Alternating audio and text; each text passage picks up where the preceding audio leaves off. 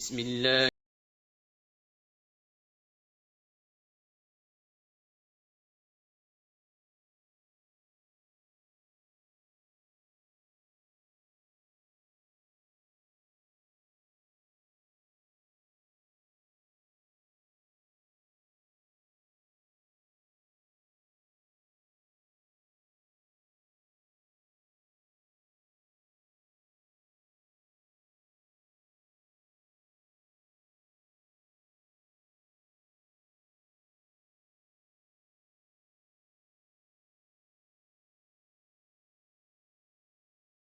اعوذ بک من همزات الشیاطین واعوذ بک رب ان یحضرون. بسم اللہ الرحمن الرحیم. الحمد للہ وسلام علی عبادہ الذین اصطفیٰ ولعنۃ الدائمۃ الباقیۃ علی اعدائہم اجمعین من الآن الی قیام یوم الدین. اما بعد اوصیکم ونفسی بتقوی اللہ. وقال علی بن ابی طالب علیہم الصلاۃ والسلام: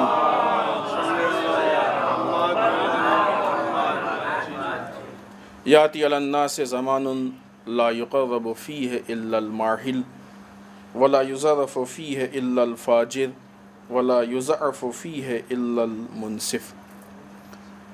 عزیزان محترم، اس پہلے خطبے میں اپنے نفس کو اور آپ سب کو تقوی پروردگار کی طرف دعوت دیتے ہوئے، اس لیے کہ تقوی اس نظام اور اس سسٹم کا نام ہے کہ جو انسان کو زندگی کے ہر مرحلے میں اور ہر پہلو میں کامیابی اور کامرانی عطا کرتا ہے. اس سے پہلے ہم نے آپ کی خدمت میں عرض کیا کہ انسان کے مال میں، یعنی مالی اعتبار سے انسان کو متقی ہونا چاہیے. انسان کے اعضاء و جوارح میں تقوی ہونا چاہیے. اسی طریقے سے انسان کے اختیار، یعنی جو بھی اس کو رائٹس ہیں یا جو بھی اس کو پاور ہے، اس میں تقوی ہونا چاہیے. اگر کسی کے پاس کوئی عہدہ ہے تو وہ اپنے اس عہدے کی ذمہ داری کو تقوی کے ساتھ نبھائے. نہ یہ کہ ہم کو اختیار ہے، پاور ہے، تو اب ہم پاور کو جیسے دل چاہے ویسے یوز کریں. ہاتھ ہے تو اس کا مطلب نہیں کسی کو بھی مار دیں. ہاتھ کا استعمال صحیح ہونا چاہیے. مال ہے تو اس کا مطلب ہی نہیں کچھ بھی کر لیں، اس کا استعمال صحیح ہونا چاہیے. اسی طریقے سے اگر ہم کو کسی کے اوپر کوئی اختیار ہے، کچھ اس کے اوپر پاور ہے، کوئی ہمارے پاس عہدہ ہے، تو اس عہدے کا استعمال کا مطلب ہی نہیں کہ ہم کو اختیار ہو گیا ہم کچھ بھی کر لیں. امیر بیان مولا متقیان حضرت علی ابن ابی طالب علیہ الصلوۃ والسلام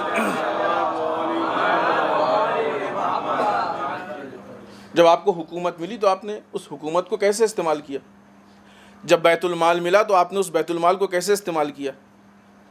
یہ کہ جو اگرچہ خوب یہ نہیں کہہ سکتی مولا کا دل بھی جو ہے مثلا ایسا چاہے گا، لیکن ایسا نہیں کہ کچھ بھی استعمال ہو، نہیں، جو نظام پروردگار تھا اس نظام پروردگار کے مطابق استعمال کیا، اس سے ہٹ کے نہیں استعمال کیا مولا نے.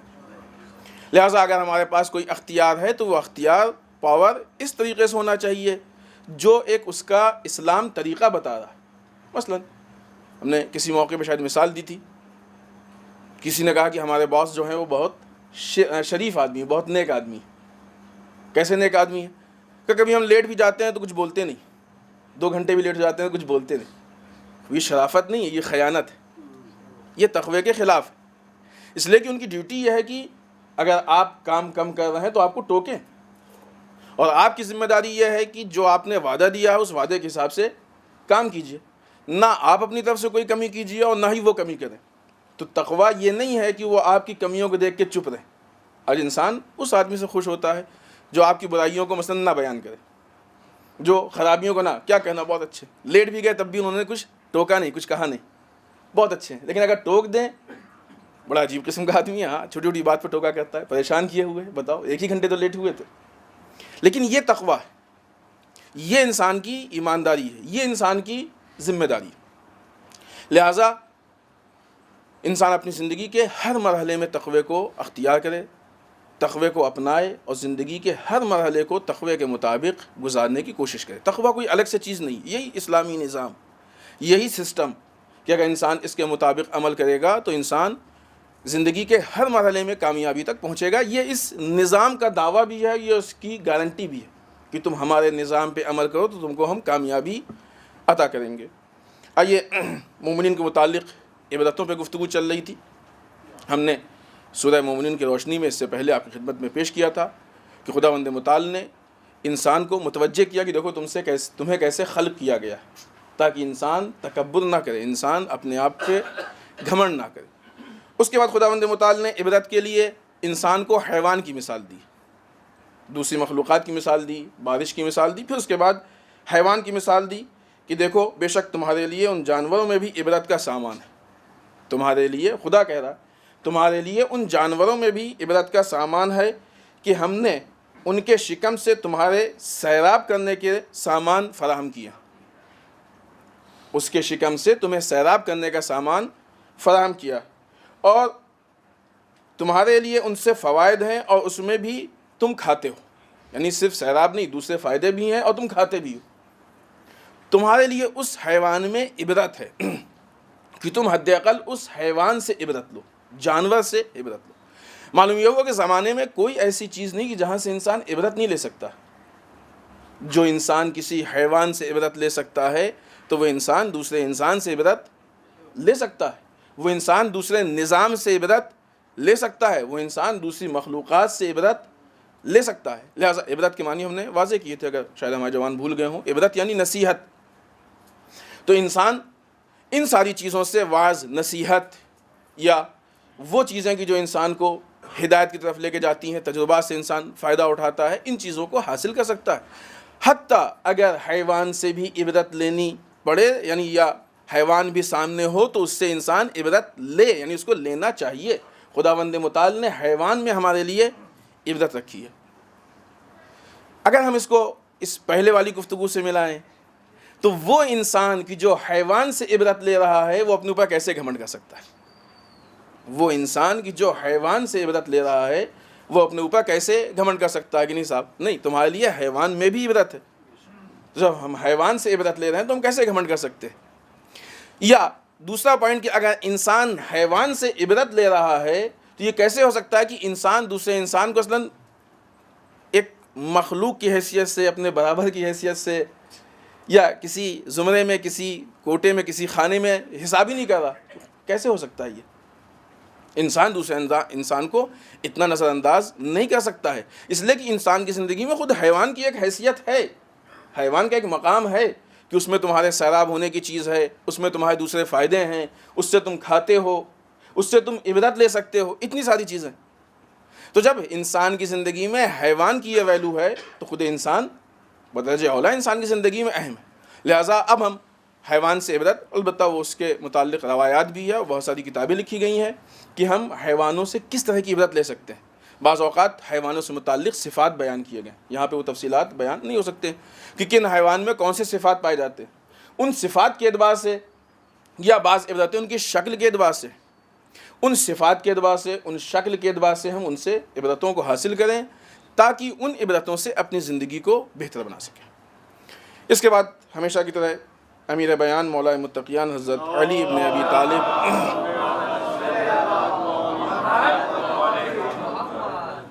کا وہ جملہ کی جس پہ مسلسل ہماری گفتگو چل رہی ہے۔ مولا فرماتے ہیں کہ ایک زمانہ ایسا آنے والا ہے کہ جب صرف لوگوں کے عیوب بیان کرنے والے مقرب بارگاہ ہوں گے، اور صرف فاجر کو خوش مزاج سمجھا جائے گا، فاجر یعنی گنہگار، بدچلن، اور صرف منصف کو کمزور قرار دیا جائے گا، اور لوگ صدقے کو خسارہ، صلہ رحم کو احسان، اور عبادت پہ لوگوں کو برتری کا ذریعہ قرار دیں گے۔ یہاں تک ہماری گفتگو ہو چکی تھی۔ آج جس جملے پہ گفتگو ہونی ہے وہ یہ ہے کہ ایسے وقت میں حکومتیں عورتوں کے مشورے اور بچوں کے اقتدار اور خواجہ سراؤں کی تدبیر کے سہارے رہ جائیں گی۔ مولانا نے یہاں پہ آ کے حکومت کا ذکر کیا۔ خود اس جملے سے متعلق گفتگو کرنے سے پہلے اس کی تمہید پہ گفتگو کریں۔ یہاں پہ آ کے مولانا نے حکومت سے گفتگو کیا کہ ایسے موقع پہ حکومتیں، تین چیزوں کو مولانا نے پیش کیا کہ ایسے موقع پہ حکومتیں عورتوں کے مشورے، ایک، بچوں کے اقتدار، دو، اور خواجہ سراؤں کی تدبیر کے سہارے رہ جائے گی۔ سب سے پہلا سوال یہ ہے کہ چونکہ آج کے زمانے میں ایک خود اس حکومت اور نظام حکومت کو لے کے بہت زیادہ مسائل کھڑے کہ آیا اسلام میں حکومت جائز ہے کہ نہیں ہے، آیا کوئی مسلمان حکومت کر سکتا ہے کہ نہیں ہے، آیا کوئی عالم دین یا کوئی مجتہد حکومت کر سکتا ہے کہ نہیں حکومت کر سکتا؟ آیا غیبت امام میں حکومت کرنا جائز ہے کہ نہیں ہے؟ یہ شبہات ہیں کہ جو لوگوں کے ذہن میں ڈالے جا رہے ہیں، اگرچہ یہ اس میں سے کوئی ایسی چیز نہیں کہ جس میں کوئی شبہ پیدا ہو، انسان کنفیوز ہو، اس میں کوئی کنفیوز ہونے کی چیز نہیں، کلیئر۔ اس لیے کہ ائمہ کے زمانے میں ایسے حالات پیش ہوئے ہیں، ایسی باتیں آئی ہیں کہ جس سے حکومت واضح ہوئی ہے، کلیئر ہوئی ہے۔ ائمہ کی باتیں، ائمہ کے اقوال، ائمہ کے خطبات، قرآن مجید کی آیتیں، قرآن مجید میں حکومت سے متعلق گفتگو، ہم نے کسی موقع پہ کہیں کہا کہ جب ہم قرآن مجید پڑھیں تو کسی ایک موضوع کو لے کے پڑھیں۔ مثلا آپ ایک مرتبہ قرآن مجید کی تلاوت کیجئے تو خود حکومت کے موضوع کو لے کے جو آیتیں آپ کو حکومت سے متعلق مل جائیں، ان آیتوں کو ایک جگہ جمع کر لیجئے، تو آپ کو خود معلوم ہوگا کہ خداوند متعال حکومت کے بارے میں کیا کہہ رہا ہے۔ ان ساری چیزوں پہ بات کرنے کے بعد پھر ہم یہ نہیں کہہ سکتے ہیں کہ مثلا غیبت امام میں حکومت جائز نہیں ہے، یہ ممکن ہی نہیں، ہو ہی نہیں سکتا، عقلاً بھی محال ہے۔ خب اگر حکومت نہیں کر سکتے تو کریں کیا؟ یعنی بغیر حکومت کے کیا معاشرہ چل سکتا ہے؟ دو آدمیوں میں بھی ایک حاکم ہوتا ہے، گھر میں بھی ایک حاکم ہوتا ہے کہ نہیں؟ کوئی ادارہ بنتا ہے، اس کا پریزیڈنٹ کون ہے؟ بغیر عہدے کے ادارہ بنتا ہے۔ انجمن بنتی ہے تو اس کا بھی مثلا ایک پریزیڈنٹ بنتا ہے، ایک عہدہ۔ تو بغیر حکومت کے کہیں انسان کسی راستے پہ چلے، یہ ممکن ہی نہیں۔ تو یہ کیسے ہو سکتا ہے کہ خود اصل حکومت سے ہم انکار کرتے ہیں؟ آئیے مولا کے اس جملے سے دیکھتے ہیں کہ مولا کائنات نے یہاں پہ حکومت کی بات کی۔ اگر اسلام کا حکومت سے کوئی ربط نہیں ہوتا تو مولا کائنات یہاں پہ حکومت کے متعلق کیوں شکوہ کرتے؟ جہاں مولا کائنات نے عبادتوں سے متعلق شکوہ کیا، جہاں مولا کائنات نے صلہ رحم سے متعلق شکوہ کیا، جہاں صدقے سے متعلق شکوہ کیا، اتنے سارے، وہیں پہ آ کے حکومت سے متعلق شکوہ کر رہے ہیں۔ مولا یہ تو حکومت کا کوئی ایسا ربط ہی نہیں ہے اسلام سے، مثلا جیسا کہ مشہور کیا جاتا ہے۔ تو یہاں مولا نے کیوں حکومت سے متعلق شکوہ کیا کہ ایک ایسا زمانہ آئے گا کہ جب ایسا ہوگا؟ ایک دوسری چیز کہ اگر ہم اس چیز کو مان لیں کہ حکومت میں اسلام میں کوئی حکومت نہیں ہے، تو اگر حکومت یعنی ایک اصول قانون کے مطابق اسلام میں شامل نہیں ہوتی تو امام علی جو اصول کے عنوان سے جو چیز اسلام میں نہیں ہے اس کے بارے میں شکوہ کیوں کرتے؟ بعنوان رول جو چیز اسلام میں نہیں ہے، مثلا اسلام نے نماز واجب کی ہے، مستحب کی ہے، امام علی نماز کے لیے شکوہ کر سکتے ہیں، لیکن جو چیز واجب یا مستحب نہیں ہے ہمارے لیے، جس کا اسلام میں کوئی مقام نہیں ہے، امام علی اس سے متعلق شکوہ نہیں کریں گے۔ حکومت سے متعلق شکوہ یہ اس بات کی دلیل ہے کہ حکومت خود اسلام کے اصل اصول میں موجود ہے، اصل نظام میں موجود ہے، یہ صرف اس جملے سے، ورنہ دوسری جملوں میں تو بات اور واضح اور کلیئر ہے۔ تیسری چیز کی یہاں پہ آپ دیکھیں جو بھی گفتگو چل رہی ہے اس میں انسان کے عبادی اور سماجی پہلو پہ مولا نے گفتگو کی ہے، صلہ رحم سے متعلق گفتگو کی ہے، صدقے سے متعلق گفتگو کی ہے، عبادتوں سے متعلق گفتگو کی ہے۔ یہاں جہاں پہ مولا کائنات انسان کے عبادی اور سماجی پہلو پہ انسان کی عبادت سے متعلق گفتگو کر رہے ہیں، انسان کے سوشل ایکٹیویٹی یا سوشل جو تعلقات ان سے متعلق گفتگو کر رہے ہیں، اسی سلسلے میں مولا نے آ کے حکومت سے متعلق شکوہ کیا۔ یعنی اگر حکومت کا اسلام میں کوئی مقام نہیں ہوتا تو اس سلسلے میں کہ جہاں پہ اس طرح سے ایک اہمیت دے کے شکوہ کرنا، عبادتوں سے متعلق شکوہ کرنا، سوشل ایکٹیویٹی سے متعلق شکوہ کرنا، اسی کے ساتھ ساتھ حکومت سے متعلق شکوہ کرنا، یہ اس بات کی دلیل ہے کہ علی کی نگاہ میں حکومت اتنی اہمیت ہے کہ علی جیسی ذات حکومت کے بارے میں شکوہ کر سکتی ہے۔ اور یہاں پہ امام علی حکومت کے ہونے اور نہ ہونے پہ شکوہ نہیں کر رہے ہیں، امام علی حکومت کی کوالٹی پہ شکوہ کر رہے ہیں کہ حکومت ایسی ہوگی، یعنی اصل فرض میں ممکن ہی نہیں کہ حکومت نہ ہو۔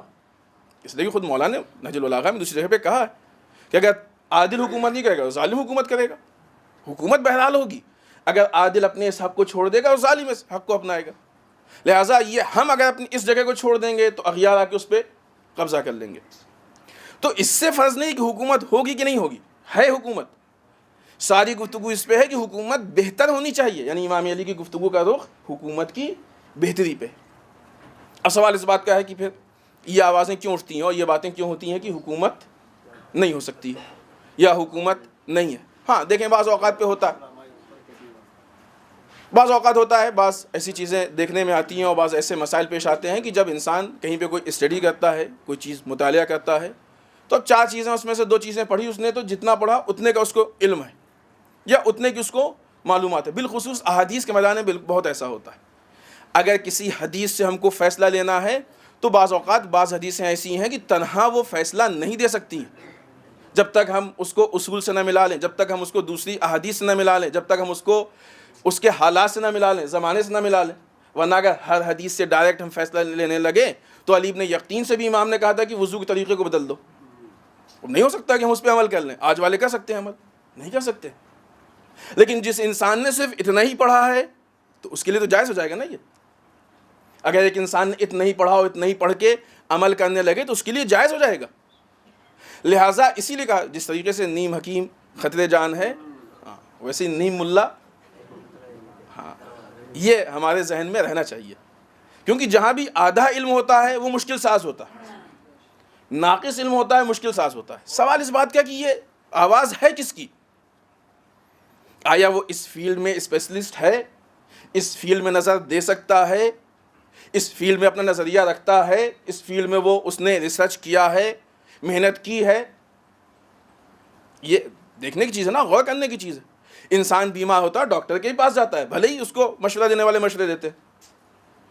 اگر انسان خدا نخواستہ بیمار ہو جائے تو جو بھی عیادت کے لیے آتا ہے اس کے پاس کم سے کم ایک مشورہ تو ہوتا ہے، یہ کھا لیجئے، یہ کر لیجئے، ایسا کر لیجئے فلاں ڈاکٹر کے پاس۔ اور یہ بیچارہ سارے مشوروں پہ عمل بھی نہیں کر سکتا، ممکن بھی نہیں، اتنے سارے مشوروں پہ عمل ہو ہی نہیں سکتا ہے، ممکن ہی نہیں۔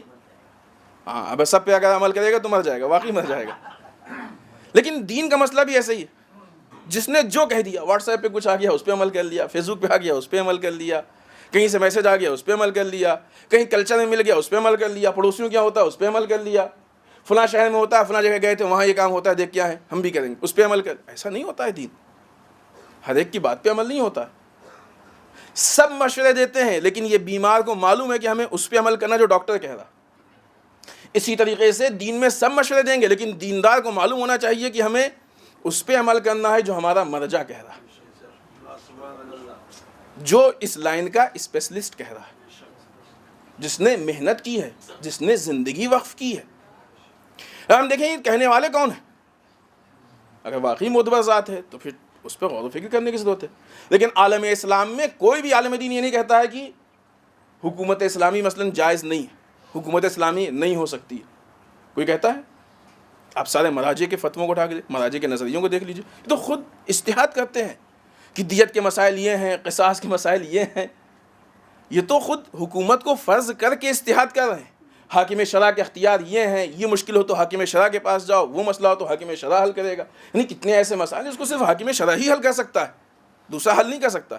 تو ان کا سارا مسئلہ، یہ سارے ان کے جو مسائل ہیں وہ اس فرض پہ ہیں کہ حکومت اسلامی ہے، یعنی ان کے یہاں شک بھی نہیں ہے، ایک دم وہ تو ثابت ہو چکی ہے، جسے مسلم الثبوت کہا جاتا ہے کہ ایک دم مسلمی طور پہ ثابت ہو گئی ہے، اب اس میں کوئی مشکل نہیں ہے۔ اب اس کے بعد اختیارات کیا ہیں، کیسے ہیں، اس پہ یہ بات کرتے ہیں کہ اس طریقے سے کرو، اس طریقے سے کرو، یہ انجام دو۔ لہٰذا اب یہ اگر آدمی عالم دین یا متخصص یا اسپیشلسٹ نہیں ہے تو ظاہر سی بات ہے اس کو بھی کہنے کا حق نہیں ہے۔ اب اگر اس لائن کا نہیں ہے تو اس کو اس لائن میں ٹانگ اڑانے کی ضرورت نہیں ہے۔ اسلام کی خدمت کے لیے ضروری نہیں ہے کہ ہر آدمی خطیب یا مدرس بن جائے، ہر آدمی خطیب یا مدرس بن جائے۔ یہاں کے جتنے ٹرسٹی کہیں ہم اسلام کی خدمت کرنا چاہتے ہیں، ایک ایک دن ہم لوگ خطبہ کہیں گے، ہوگا ایک ایک جمعے ہر ٹرسٹی آ کے خطبہ کہے گا مثلا، پھر یہ جو دوسرے کام کرنے والے کہیں گے ہم بھی کہیں گے ہم بھی اسلام کی خدمت کرنا چاہتے ہیں۔ ایسی نہیں ہے خدمت۔ خدمت یہ ہے کہ جو جس فیلڈ میں ہو اس فیلڈ سے خدمت کرے۔ خدا نے آپ کو جو صلاحیت دی ہے، خدا نے آپ کو جو بھی کوالٹیز دی ہیں، خدا نے آپ کو جو بھی اختیارات دیے ہیں، جو بھی خدا کی نعمت ہے اس سے آپ خدمت کیجئے۔ اگر انسان اپنے دائرے کے اندر رہ کے خدمت کرے تو یہ خدمت ہوتی ہے، دائرے سے نکل کے خدمت کرے تو خدمت نہیں، خیانت ہو جاتی ہے۔ اتنے سارے مجمع کو اس لیے نہیں بلایا گیا ہے کہ مثلا کوئی بھی آ کے خطبہ کہہ دے، مجلسیں اس لیے نہیں رکھی جاتی کوئی بھی آ کے ممبر بیٹھ جائے۔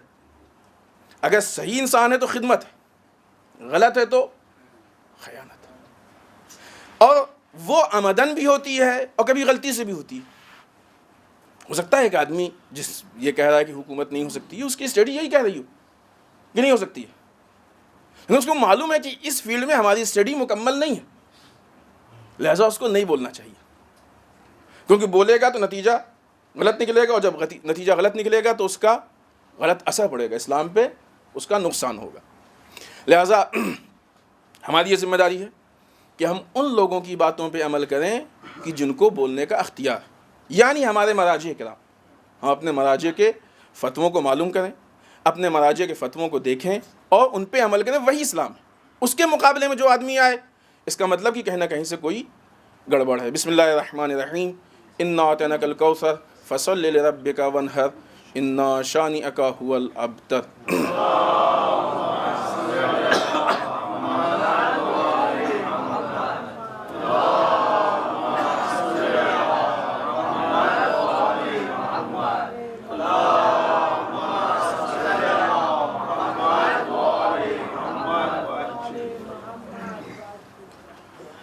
رب اعوذ بک من همزات الشیاطین واعوذ بک رب ان یحضرون۔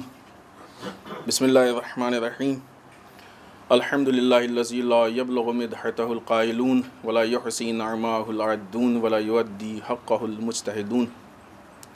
اللہم صل وسلم علی صاحب الدعوۃ النبویہ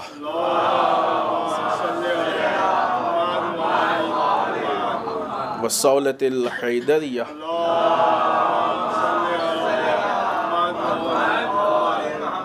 والعصمت فاطمیہ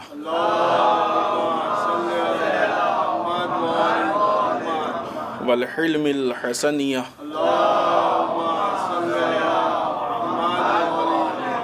والشجاعت الحسینیہ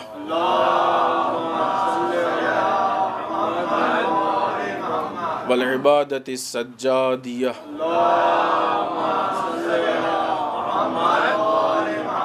والآثار الباقریہ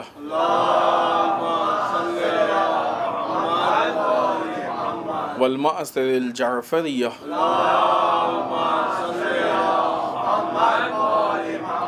والعلوم الکاظمیہ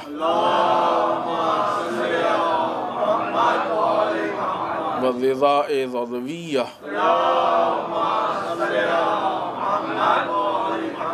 والجود التقویہ والنقاوة النقویہ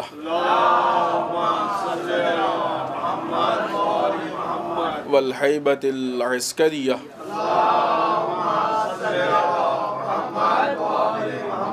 والغیبة الہیہ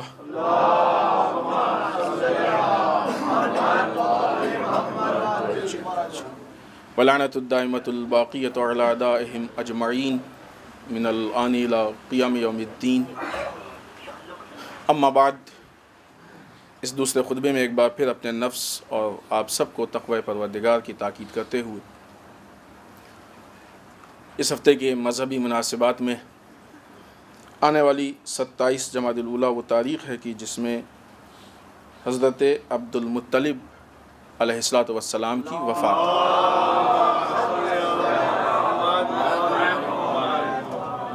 حضرت عبد المطلب یہ رسول کے دادا تھے۔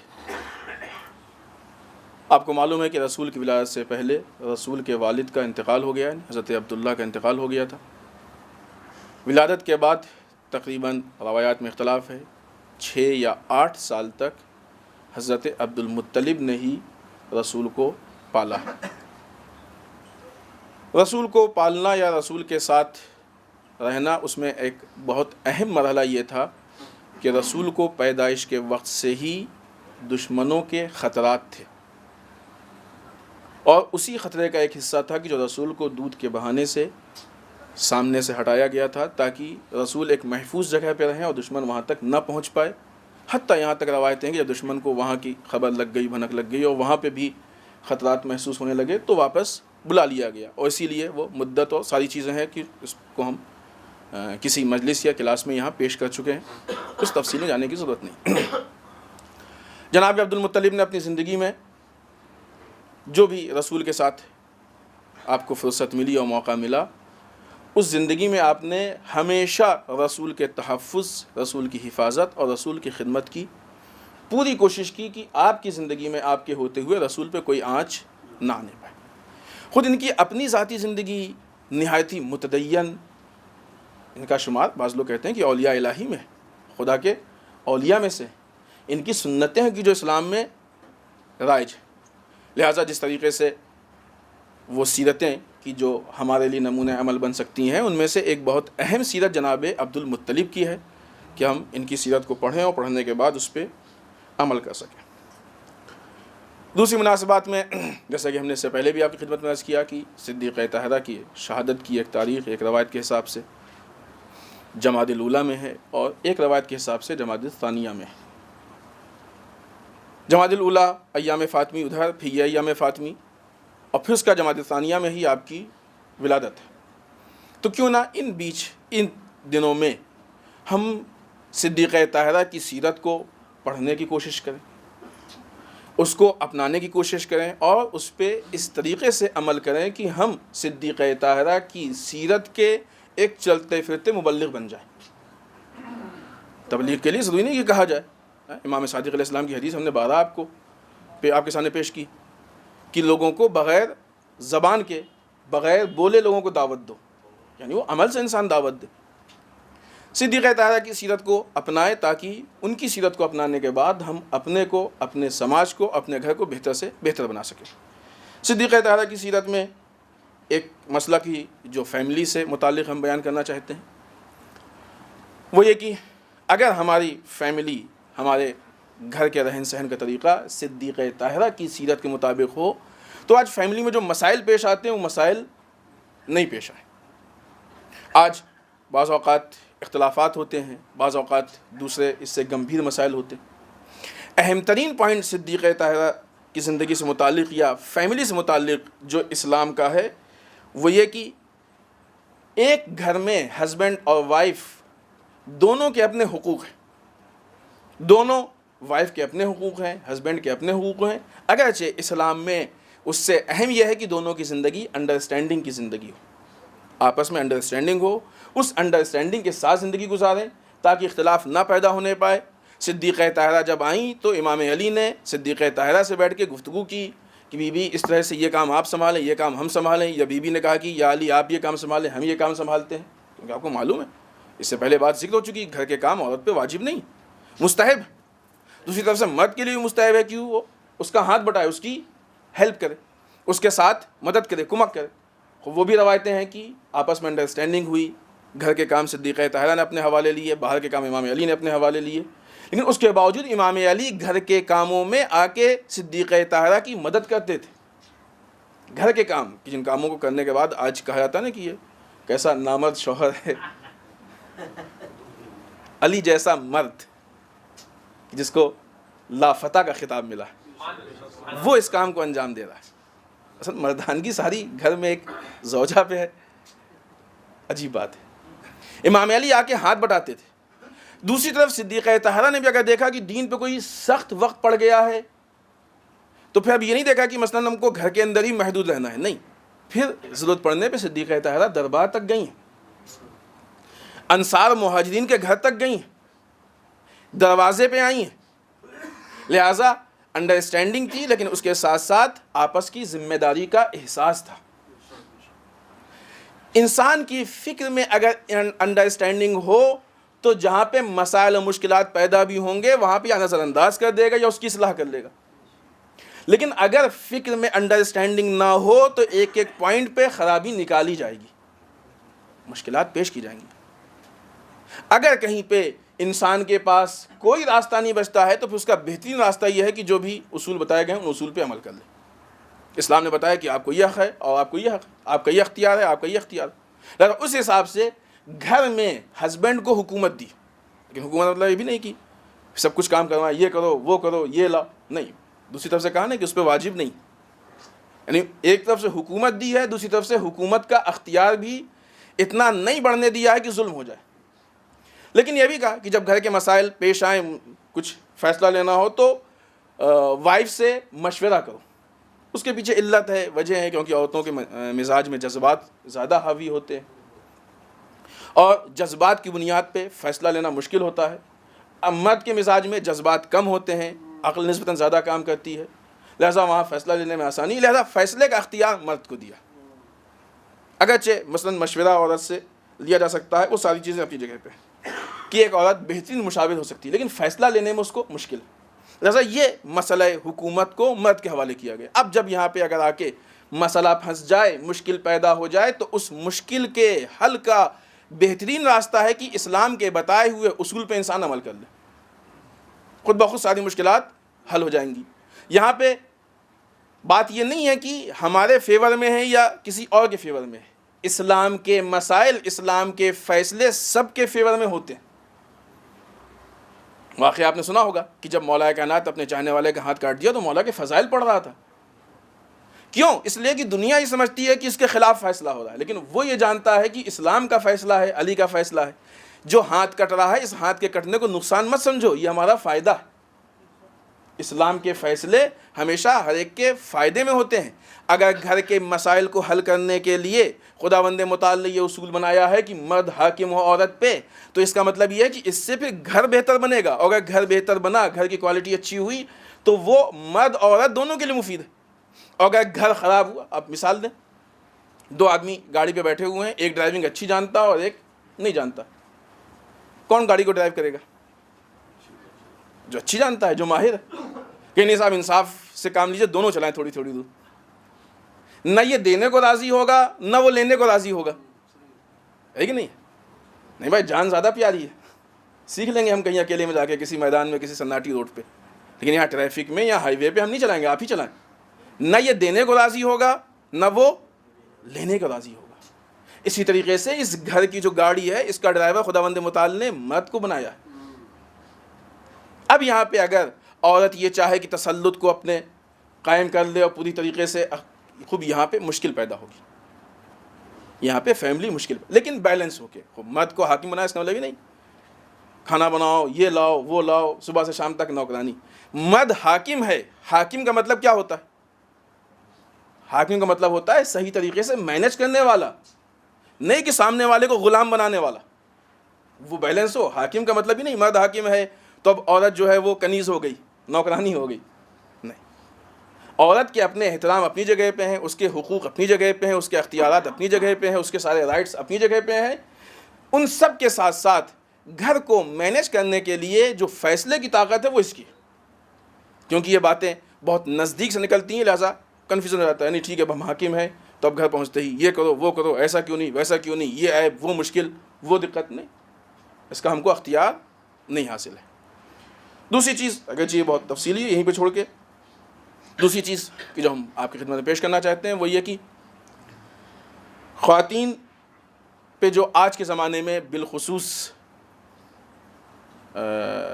اسلامی قوانین اور اسلامی اقدار کے حساب سے جو حملات ہو رہے ہیں، صدیقہ طاہرہ کی سیرت کی روشنی میں ہم ان چیزوں کو دیکھیں اور دیکھنے کے بعد پھر ان چیزوں کو بچانے کی کوشش کریں۔ اہم ترین اور سب سے پہلی چیز میں حجاب، کہ جس پہ ہمارے درمیان گفتگو ہوتی رہتی ہے اور ہوئی اس سے پہلے، کہ آج پوری دنیا میں عالم اسلام کے اس اہم حکم حجاب پہ ہر طرف سے حملے ہو رہے ہیں۔ اور بات صرف حجاب کی نہیں ہے، اگر آپ دیکھیں تو جو عورتوں کی ویلیوز ہیں، جو عورتوں کے اقدار ہیں، جو ان کی عزت ہے، جو ان کی غیرت ہے، ان ساری چیزوں کو ختم کیا جا رہا ہے۔ یہ عورتوں کے حقوق میں سے ہے کہ جو ان کو دیا جائے۔ ٹھیک ہے، مثلا ایک بچہ ہے جس کو یہ نہیں معلوم کہ اس کا حق یہ ہے کہ فلاں پراپرٹی اس کو ملے، اور وہ بچپنے میں 2-3 سال کا تھا، کسی نے آگے ایک چاکلیٹ پکڑائی، وہ پراپرٹی لے کے چلا گیا، ہو سکتا ہے کہ نہیں ہو سکتا؟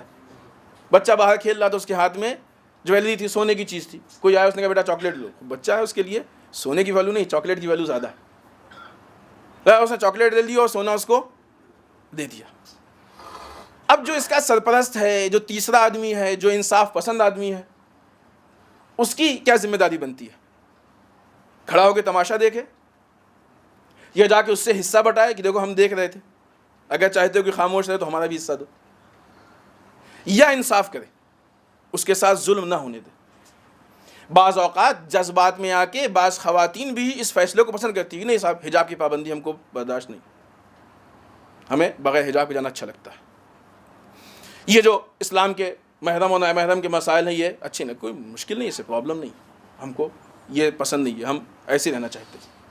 یہ نادانی ان کی، وہ چاکلیٹ کے مقابلے میں ایک قیمتی چیز دے رہے ہیں، لیکن تیسرے آدمی کی ذمہ داری ہے کہ ان کو سمجھائے، ان ویلو کو سمجھائے کہ تمہاری ویلو کیا ہے۔ ایک خاتون کی جو اسلام، جو معاشرے میں ویلو ہونی چاہیے اسلام نے بتائی، وہ کیا ہے، یہ اس کو سمجھایا جائے، بتایا جائے۔ اس سب سے پہلے دو چیزوں پہ ہم کو عمل کرنا ہوگا۔ پہلا یہ کہ ہمیں اپنے گھروں میں دیکھنا ہوگا کہ ہمارے گھر میں حجاب ہے کہ نہیں ہے اور کس حد تک۔ ہم نے بارہا کہا اور تفصیل کا موقع نہیں، اس لیے ہم تفصیلوں نہیں جائیں گے، کہ ایک چیز ہوتی ہے بے حجابی اور ایک چیز ہوتی ہے بد حجابی، حجاب کے علاوہ۔ ہم کو بے حجابی سے تو بچنا ہی ہے، بد حجابی سے بھی بچنا ہے، کیونکہ بعض اوقات بد حجابی بے حجابی سے زیادہ خطرناک ہوتا ہے، مشکلات زیادہ۔ سب سے پہلی عورت کی غیرت کو بچانے کے لیے، اس کی آبرو، اس کی عزت کو بچانے کے لیے بہترین زیور اس کے لیے حجاب ہے۔ صدیقہ طاہرہ نے بے انتہا اس کی تاکید کی ہے۔ امام سجاد علیہ السلام کا شکوہ اور باتیں آپ کے سامنے